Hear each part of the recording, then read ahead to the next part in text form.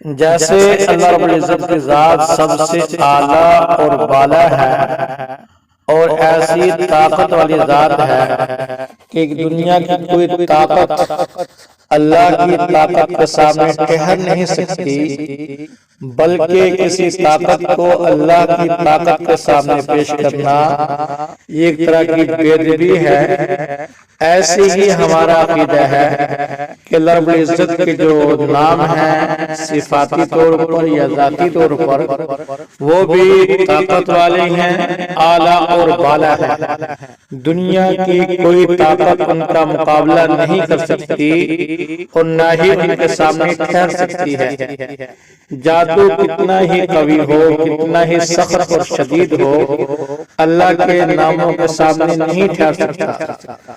آج آپ کو ایک ایسا اللہ کا نام بتلایا جا رہا ہے، آپ اس کو اپنی زندگی میں اپنے معمولات میں شامل کر لیں، کیسا ہی جادو ہو، کالا پیلا کسی انداز کا ہو، آپ پر اثر اندوز نہیں ہو سکتا۔ بس آپ اس ایک نام کی پابندی کریں، صبح اور شام اس کو پڑھیں، کوئی مشکل نہیں ہے، عورتیں بھی اس کا اہتمام کر سکتی ہیں، بلکہ جن ایام میں انہوں نے نماز نہیں پڑھنی ہوتی ان ایام کے اندر بھی اللہ کے اس نام کا ورد کر سکتی ہیں۔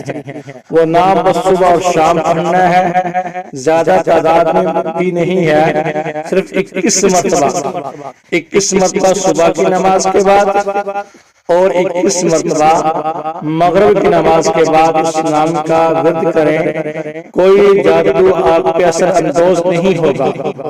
اور وہ اللہ کا نام ہے صفاتی یا قابضو، یا قابضو اللہ کا نام 21 مرتبہ صبح پڑھیں، 21 مرتبہ شام کو پڑھیں۔ اس کی برکت سے کوئی آپ کا دشمن، کوئی جادوگر، کوئی آپ کا مخالف، کوئی آپ سے بغض رکھنے والا کیسے ہی آپ پر جادو کرنا چاہے، اللہ رب العزت اس نام کی برکت سے آپ کو جادو سے محفوظ فرما دیں گے۔ انشاءاللہ اس کا جادو آپ پر اثر اندوز نہیں ہوگا، آپ اس نام کی برکت سے جادو سے محفوظ ہو جائیں گے۔